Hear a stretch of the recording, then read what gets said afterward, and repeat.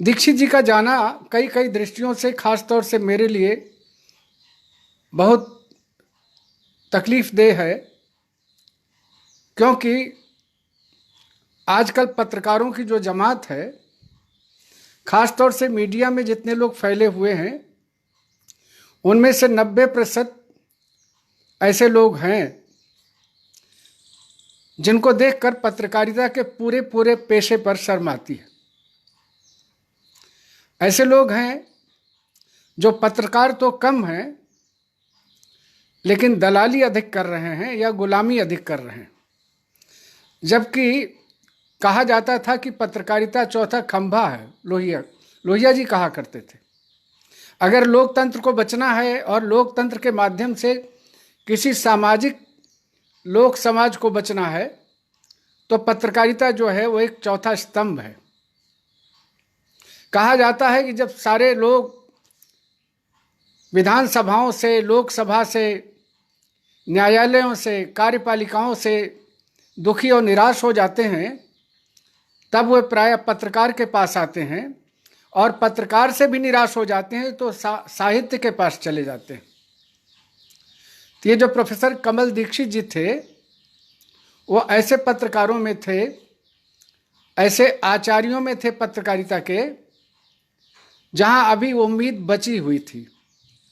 दीक्षित जी के अलावा और भी लोग होंगे जिनकी उम्मीद बची होगी, और ऐसे लोग होंगे और हैं भी। हम ये नहीं कहते कि पूरा संसार खाली हो गया है या भारत का कोना खाली हो गया है। भारत में अगर कुछ लोग ऐसे नहीं होते तो शायद ये भारतीय समाज नाउम्मीद हो चुका होता। दीक्षित जी उन्हीं लोगों में से थे जो एक प्रकार से अंधेरे में एक चिराग की तरह थे, जो हमको रोशनी देते थे। मेरी उनकी मुलाकात कब हुई ये तो ठीक याद नहीं है, लेकिन इतनी याद जरूर है कि जब मैं छात्र था तभी हमारी उनकी मुलाकात हुई थी। अब याद नहीं वो सागर विश्वविद्यालय के परिसर में हुई थी या इटारसी में हुई थी या कहाँ हुई थी, लेकिन इतनी याद है क्योंकि दीक्षित जी का झुकाव भी समाजवादियों की तरफ था, मेरा भी था, और मेरा तो कई कई दृष्टियों से कई जगहों पर था। इसलिए आर्य समाजियों से निकलकर जब मैं थोड़ा आया तो समाजवादियों के पास गया, फिर तो मैं मार्क्सवादियों के पास भी चला गया, और अब घूम फिर के मैं गांधी के पास आ गया हूँ। तो उस स्थिति में मेरा ये कहना है कि जो समाजवादी थे, आपको याद होगा लोहिया जी तो कहा ही करते थे कि हम कुजात गांधीवादी हैं। कुजात गांधीवादी वो इसलिए कहते थे व्यंग करते हुए कि हम वो सत्ताधारी गांधीवादी और मठाधीश गांधीवादी नहीं हैं जिनमें वो विनोबा और नेहरू को रखा करते थे। तो मैं ये कह रहा हूँ कि दीक्षित जी उसी खेमे से थे जिनको कुजात गांधीवादी कहा जा सकता है। जहाँ तक उनके व्यक्तिगत संबंध का सवाल है, हम सोचते हैं कि इस जमाने में ऐसा अजात शत्रु मिलना मुश्किल है। वो बहुत ज़्यादा प्रतिरोध तो नहीं करते थे, लेकिन हर आहट को वो स्वागत की दृष्टि से देखते थे, हर कदम को वो अपनत्व की दृष्टि से देखते थे, और किसी पर अविश्वास नहीं करते थे।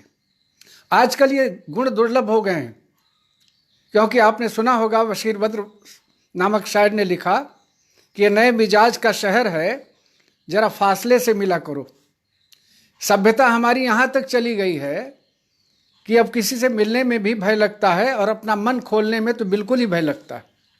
दीक्षित जी ऐसे थे जहाँ अपना मन खोला जा सकता था, जहाँ अपने मन को एक खास ठिकाने पर सुरक्षित समझा जा सकता था।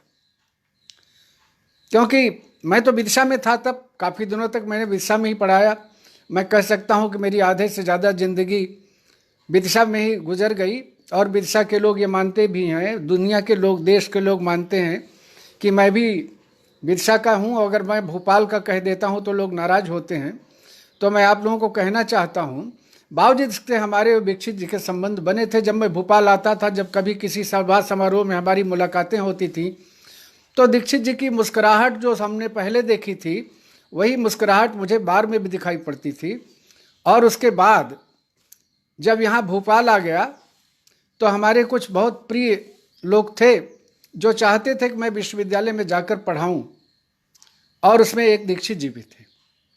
हालांकि दीक्षित जी के ज़माने में मैं शायद पत्रकारिता वाले विभाग में कम गया, एक शुक्ला जी थे, मैं उनके विभाग में जाता था। एक और थे जो काफ़ी अनुभवी व्यक्ति थे, उनका नाम अभी मैं भूल रहा हूँ, उनके विभाग में जाता था।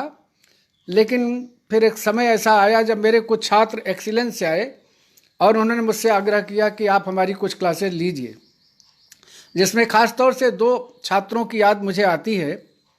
एक छात्र थे हमारे दयाशंकर मिश्र और दूसरे थे दयाशंकर मिश्र, एकदम एक्सीलेंस से नहीं आए थे, लेकिन वो चूँकि हमारे दूसरे बहुत प्रिय छात्र पीयूष बवेले के मित्र थे, इसलिए वो चाहते थे कि मैं वहाँ जाऊँ, कुछ कक्षाएं लूँ। और तो मैंने कहा कि हम तुम्हारे कहने से नहीं जाएंगे, हमें पहले तुम्हारे विभागाध्यक्ष की अनुमति और उनका अनुरोध चाहिए। तो खैर उस समय पुष्पेंद्र पाल जी थे, वो मुझे जानते थे और उन्होंने मुझे आमंत्रित किया। मैं गया भी, 4-6 कक्षाएं ली भी। तो इस तरह से पत्रकारिता विश्वविद्यालय से भी मेरा थोड़ा सा आंशिक संबंध जुड़ा था। ये जो पशुपति शर्मा आयोजन कर रहे हैं और दूसरे लोग भी जो कर रहे हैं, ये सब लोग तब छात्र थे और इनकी सारी गतिविधियां और एक बुझते हुए समाज और हिंदुस्तान में मैं इन लोगों को एक नए जलते हुए चिरागों की तरह देखा करता था और मेरी बुझती हुई उम्मीदें इनको देख करके एक माने नई उम्मीदों में नई फसल की तरह लहराने लगती थी। काफ़ी वक्त हमने इन लोगों के साथ कक्षा के बाहर भी गुजारना चाहा और जब तक गुजारने का मौका भी लगा तो मैं ये कहना चाहता हूँ कि दीक्षित जी ऐसे अध्यापकों में थे जो मेरे पुराने परिचितों में थे और उन्होंने मुझे आमंत्रित किया। और एक बात और की, मैंने उस समय माखनलाल जी पर एक पुस्तिका लिखी थी 32-36 पेज की। जब उन्होंने पढ़ा तो मैं चाहता हूँ कि इसे विश्वविद्यालय के परिचय पुस्तिका के रूप में कि माखनलाल जी क्या थे उसे छापा जाए। दीक्षित जी ने मुझसे ले भी लिया, लेकिन जैसा आजकल संस्थानों में और राजनीति में हुआ करता है वो वहाँ भी मेरे साथ हुआ। हालांकि उसमें दीक्षित जी कहीं नहीं थे। उन्होंने उस समय के कुलपति कहे जाने वाले श्री बेहर को दिया और बेहर साहब ने उसको कहाँ किस फाइल में डाला कि आज तक उसका पता नहीं चल रहा। क्योंकि मैंने सोचा था कि माखनलाल जी के बारे में जो छात्र आए वो कम से कम मेरे इस निबंध को पढ़ करके उनके व्यक्तित्व के संघर्षों और उनकी आस्थाओं और उनके उम्मीदों को जान सके, समझ सके कि कैसे कोई आदमी माखनलाल बनता है, कैसे कोई आदमी अपने संघर्षों से निरंतर अपने को चमकाता चला जाता है। उर्दू में आपने एक शेर सुना होगा कि सुरखरू होता है इंसान ठोकरें खाने के बाद, रंग लाती है हिना पत्थर पे घिस जाने के बाद। ये जो संघर्ष है वो एक चमक पैदा करता है। मित्रों, मैं आप लोगों से भी कहना चाहता हूँ कि ये संघर्ष जो है अब गायब है।